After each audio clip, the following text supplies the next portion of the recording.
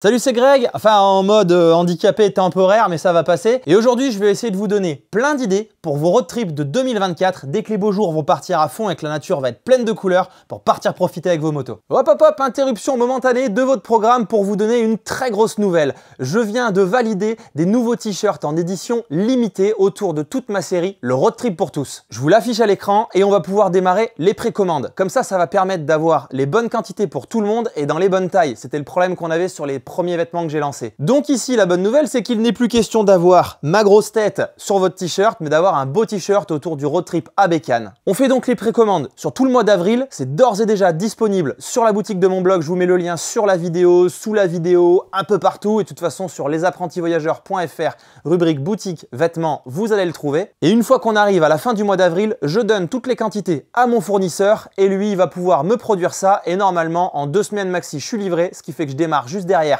les expéditions et vous devriez avoir ça fin mai maximum pour pouvoir partir avec un super t-shirt et la méga classe sur votre moto pour vos road trips de 2024. On part sur la même qualité que ceux que j'ai déjà fait, donc on est sur du coton bio et au niveau de l'épaisseur on reste sur du 180 grammes, donc c'est un t-shirt qui est assez épais, qui est vraiment quali, avec les coutures sur les côtés comme je vous avais dit sur les premiers pour éviter que ça vrille et que ça fasse quand même un t-shirt de bonne qualité. Comme je vous l'avais dit dans la vidéo d'avant, je tiens bon encore pour ne pas faire une cagnotte parce que vous êtes quand même nombreux à me le demander pour me donner un coup de pouce et ça c'est quelque chose que j'avais en tête et prendre un t-shirt du road trip pour tous, ça peut être une forme de soutien et au moins, comme je vous l'ai déjà dit aussi, c'est donnant-donnant, c'est gagnant-gagnant. Vous avez un super t-shirt avec la classe pour vos road trips et moi ça me soutient pour continuer dans les projets et tenir le coup pendant cette période un tout petit peu chiante. Pardon, t'es qui toi le boiteux là qui nous explique où est-ce qu'on va aller rouler en 2024 et quel road trip on va faire alors que t'es même pas foutu de monter sur une bécane et que pour le moment la tienne tu t'en sers de repose-béquille? Alors pour ceux qui ne me connaissent pas, je vous laisse aller faire un tour sur les dernières vidéos de la chaîne. Vous allez voir quels sont le genre de road trip que je propose et les idées que je vous donne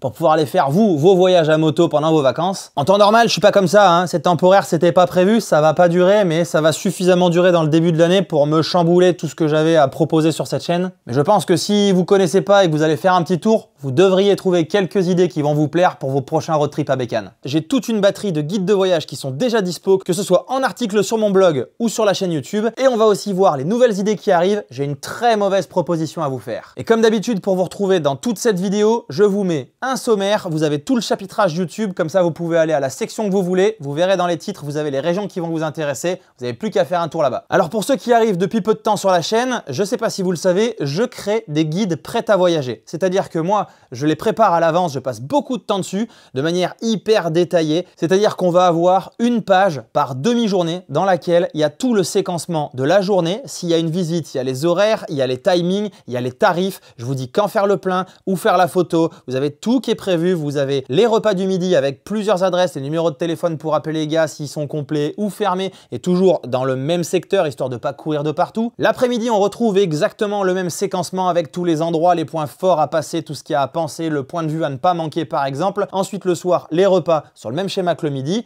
Et vous avez aussi les hébergements. Au niveau des hébergements, à chaque fois, on va retrouver différents types pour qu'il y en ait pour tous les budgets et pour tous les styles. Il va y avoir du camping, avec généralement au moins 2 campings qui sont proposés si jamais il y en a un qui est complet. On va avoir des hébergements en dur si jamais le camping c'est pas votre kiff ou que tout simplement vous n'êtes pas équipé pour en faire. Et vous allez avoir dans ce cas-là différents budgets pour pouvoir coller à votre façon de voyager. À chaque fois, ce que je privilégie, c'est quand même le bon rapport qualité-prix. Et cette année, si vous avez suivi mes vidéos de projet du début d'année, notamment de présentation de Lilou, vous savez que je vais privilégier au maximum les relais motards qui font très attention à notre communauté. En plus de ça, bien évidemment, vous avez toutes les traces jour par jour qu'il n'y a plus qu'à mettre dans votre logiciel de guidage préféré ou dans votre GPS compatible avec des GPX ou des KMZ. Et nouveauté depuis cette année, sur tous mes guides déjà existants, je viens de rajouter une petite brochure de présentation avec le récap des journées, plein d'infos dedans. Et encore une nouveauté pour cette année, SW Motech est partenaire de la chaîne et surtout de mes guides de voyage et pour chaque achat d'un guide de voyage, ils vous proposent 20 € de réduction sur leur site des 100 € d'achat. En gros, ça vous rembourse la majorité des guides qu'il y a sur mon site si jamais vous aviez besoin d'équiper votre bécane avec du matos de chez SW Motech. Je vous propose un guide qui dure 4 à 6 jours en fonction de ce que vous allez faire et qui va vous permettre de traverser les Pyrénées. La série est toujours dispo sous ma chaîne. Ce guide vous fait partir au niveau de Perpignan. Vous avez tout le descriptif sur la page produit de mon site et va vous amener à travers les plus beaux paysages et les plus beaux cols des Pyrénées côté France. J'ai travaillé cette année sur une version qui va faire un coup l'un, un coup l'autre, mais dans la version déjà existante que vous trouvez sur mon site,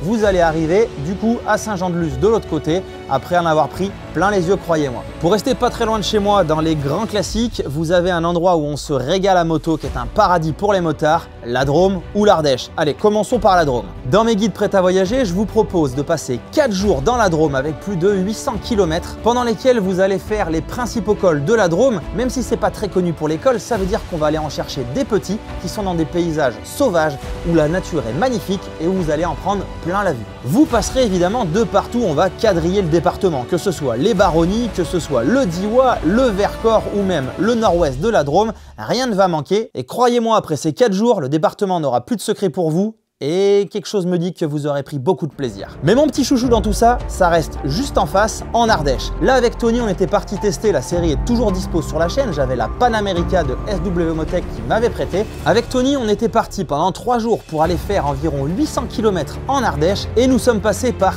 42 cols. Pourtant, c'est pas le département qui est le plus connu pour les cols puisqu'il n'y a pas forcément de station de ski très connue là-bas, mais pour autant, en prenant les cols perdus et ceux dont on n'avait jamais entendu parler, eh bien on a trouvé des routes qu'on ne connaissait pas alors que ça fait une dizaine d'années qu'on roulait juste là-bas. Comme je dis dans la série, à chaque fois on avait l'impression d'être dans une Ardèche parallèle, un peu dans l'upside down à la Stranger Things, et c'est vraiment ce qui s'est passé car quand on regardait sur un GPS, les routes qu'on connaissait étaient juste en parallèle en haut ou en contrebas et nous on était de l'autre côté dans un endroit encore plus sauvage où on était seul au monde. Sur 2023, le guide prêt à voyager sur l'Ardèche était pratiquement mon best-seller avec les Pyrénées. Les retours étaient excellents, vous m'avez envoyé de nombreuses photos de vos voyages là-bas et pour ceux qui ne sont pas encore partis, ça pourrait être une très bonne idée. Si vous voulez partir un peu plus longtemps et aller au soleil, je vous propose 2 îles. Bon, il y en a une troisième mais il y a moins de soleil. Déjà évidemment, la Corse. Si vous voulez aller faire le tour de Corse, mais pas que le tour, aller voir l'intérieur, je vous propose un guide prêt à voyager avec 7 à 8 jours sur place. Moi je vous conseille plutôt 8, comme ça vous pourrez avoir quelques petits bonus et vous ne raterez aucun endroit des grands classiques qu'il faut voir en Corse. Et là aussi, tout est organisé du début de la sortie du ferry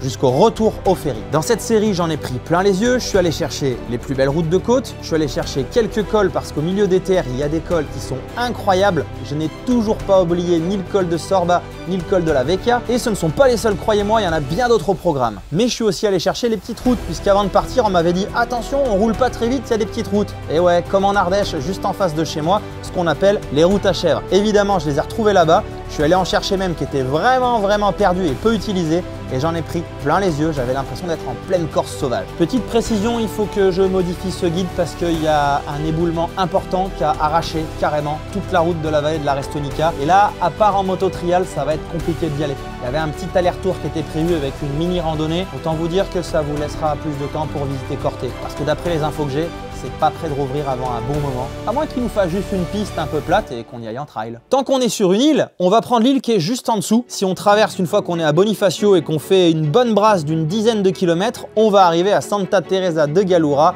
en Sardaigne. Et pour la Sardaigne, je vous propose exactement le même genre de guide que la Corse. En 8 jours sur place, on va faire le tour complet avec un passage par les terres et j'ai dégoté quelques pépites en plein milieu de l'île qui étaient vraiment magnifiques. La série est toujours dispo sur ma chaîne, c'était un des derniers voyages que j'ai fait avec ma 650 Transalp que j'avais à l'époque et vous verrez, il s'est passé pas mal de choses et j'en ai pris plein la vue. Et niveau bouffe et hébergement, j'ai fait que des agriturismos. Croyez-moi, j'en ai pris plein les papilles et plein la vue. Je vous laisse découvrir ça et on passe à la destination suivante. Si vous voulez partir un peu plus longtemps, mais pas trop loin du pays quand même, vous allez trouver 2 guides qui sont liés ensemble. Vous avez d'abord les Dolomites qui vous fera passer par le Super Stelvio en Italie et qui va vous amener jusque dans les Dolomites, donc on va dire au nord-est de l'Italie, à la frontière entre pas très loin de la Suisse et surtout à la frontière avec l'Autriche. Et là, vous allez en prendre plein la vue. J'ai très envie d'y retourner, il faut que je refasse un autre guide là-bas en explorant encore plus parce que franchement, c'est vraiment le paradis du motard, que ce soit pour les paysages, pour les routes, pour les virages, pour tout.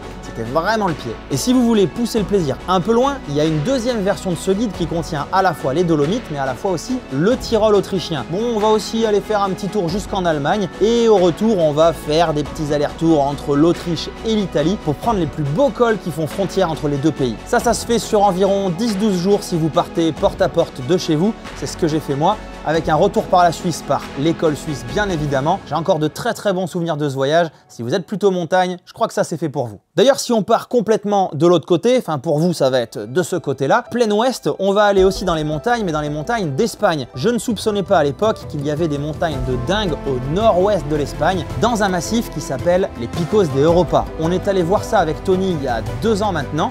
Je venais juste d'avoir ma T7 depuis pas longtemps et lui il avait sa première Africa Twin il me semble. Je dis pas de bêtises au bas derrière. Ah bon, ça va. Et du coup, pendant ce voyage, on en a pris plein la vue. Alors, on est passé par les Bardenas, évidemment. Vous trouvez d'ailleurs le guide des Bardenas séparé tout seul si vous voulez juste vous faire ce petit pèlerinage motard. Et si vous voulez en prendre un peu plus plein les yeux, vous allez pouvoir faire tout le guide des Picos de Europa avec une toute petite portion off-road, mais qui n'est pas obligatoire. Je vous ai prévu une boucle spéciale route si jamais vous voulez pas faire la version tout terrain. Et là aussi, on en a pris plein la vue. On en a pris plein les papilles parce qu'en Espagne, on mange bien, on a été très bien reçus. C'est encore un excellent souvenir et le guide est toujours dispo ainsi que la série sur la chaîne YouTube. Pour rester dans les plus grands voyages un petit peu comme ça, et on va remettre le focus sur la France, l'année dernière avec Tony, il y a bientôt un an, nous avons fait un demi-tour de France. Pourquoi un demi-tour de France? Eh bien parce que c'est de là qu'a commencé à me germer l'idée du road trip pour tous. C'est-à-dire que tout le monde ne peut pas partir faire un tour d'Europe, un tour du monde, remonter l'Amérique latine ou bien aller en Mongolie. Et faire un tour de France, pour moi, monsieur tout le monde ne peut pas le faire non plus parce que pour le faire comme il faut, il va falloir au moins 5 semaines, je pense, si ce n'est pas plus. Et là, ça devient difficile. Alors le défi, ça a été de proposer un guide de voyage qui se fait avec une boucle en 12 jours et ce qui laisse un jour pour rejoindre le meilleur point d'entrée pour vous et un jour pour en repartir. Ce qui veut dire qu'en 2 semaines de congés payés, on arrive à le faire. Et là, je pense qu'on se rapproche plus des vacances de Monsieur Tout-le-Monde en plein été par exemple. La série est toujours dispo sur ma chaîne et j'ai pris mes notes pour pouvoir vous donner les infos essentielles. C'est 4200 km en demi-tour de France. En 12 jours, 39 départements seront parcourus, dont 23 parcs naturels et régionaux et surtout 83% de plaisir. Pourquoi 83%?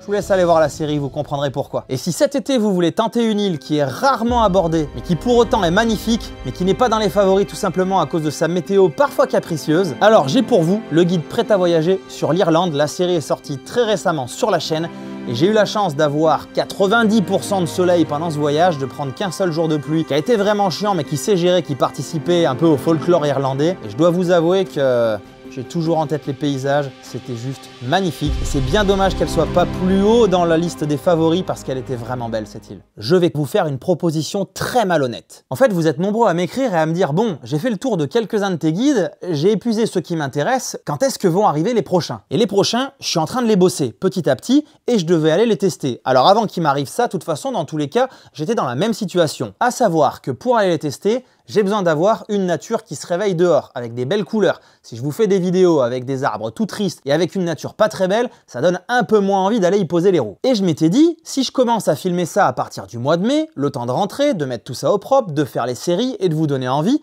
peut-être que vous serez déjà parti ou que vous aurez peut-être déjà manqué d'idées pour vos vacances et qu'il serait peut-être déjà trop tard. C'est la raison pour laquelle à l'époque, j'avais déjà pensé à la proposition malhonnête que je vais vous faire. Et là, dans l'état actuel des choses, enfin du bonhomme, cette proposition prend encore plus son sens. L'idée, elle est simple. Ça fait une dizaine d'années que je crée des voyages et des guides de voyage, que ce soit à moto ou hors moto. Et si je prends les plus compliqués à organiser, que ce soit Nouvelle-Zélande, Argentine ou Laos, on va dire que c'est les plus longs et les plus compliqués, pas moto, un sac à dos seulement, c'était 3 semaines de voyage à chaque fois. On peut faire comme ça, 3 aussi, c'est mieux. Et c'était des mois d'organisation pour tout mettre au carré. Et une fois sur place, pendant nos vacances, quand on allait le tester, il se trouve que sans le vouloir vraiment, ça s'est passé au quart d'heure près, comme prévu. Même en Argentine ou sur place, comme on n'avait pas le temps de prendre des bus qui prenaient 30 heures, on a pris 7 avions sur place tellement le pays est grand. Et à chaque fois, tout s'est passé comme prévu. Avec cette expérience, je me dis que en France, sur tous les guides que j'ai faits, je n'ai pas eu de problème non plus, sachant que donc on est en France et que c'est sur la route uniquement. Et là franchement, il n'y a pas beaucoup de risques pour que ça se passe pas comme prévu, surtout avec tout le travail de préparation que je fais en amont